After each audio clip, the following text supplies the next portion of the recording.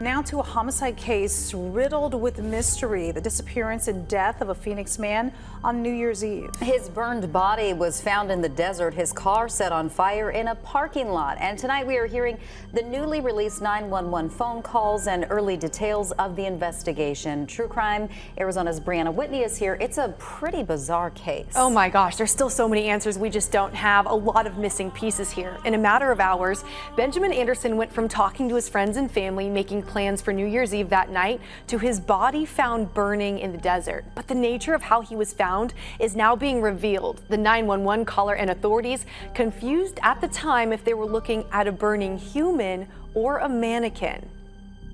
911, where's the address to your emergency?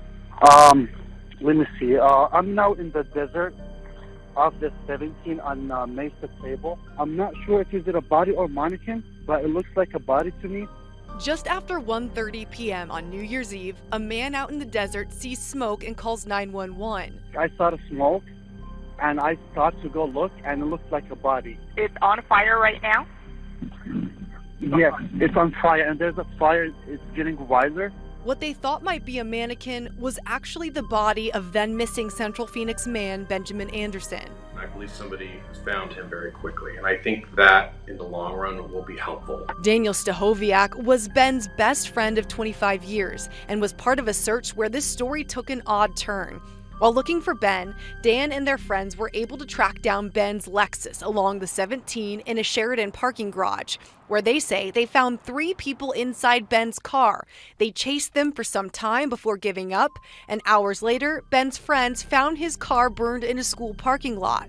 Unknown to his friends at the time, Ben's body had already been found off the I-17 and Table Mesa Road. According to the newly released police report, the officer wrote he saw what appeared to be blood coming from the head and blood marks on the side of the wall of the wash, writing, "I thought possibly the body had either fallen down into the wash from the ledge or was tossed down into the wash, rolling down the side wall." Knowing that there was a body there and then knowing the condition it was in, I think is it's hard. The officer also wrote the body had, quote, "some clothing around the legs below the butt area, and there were a pair of socks on its feet." Did you see any vehicles or anything around it? No, I looked around, there was nothing. No people were reported near or around the body. Daniel says he spoke to Ben at 8 a.m. that morning, and Ben spoke to family around 9:30 a.m. His body was found burning miles away from his home just 4 hours later. We're talking a matter of just a couple of hours that he was found burning in the desert, and well, almost to the county line. So it's so hard to fathom what happened that quick.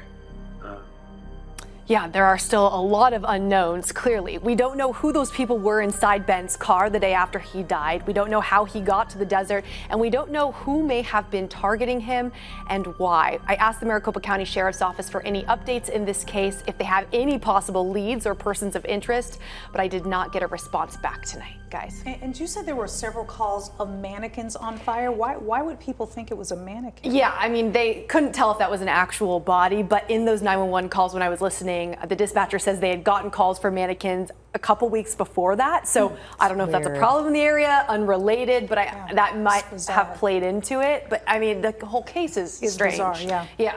Weird one, for sure. Brianna, thank you.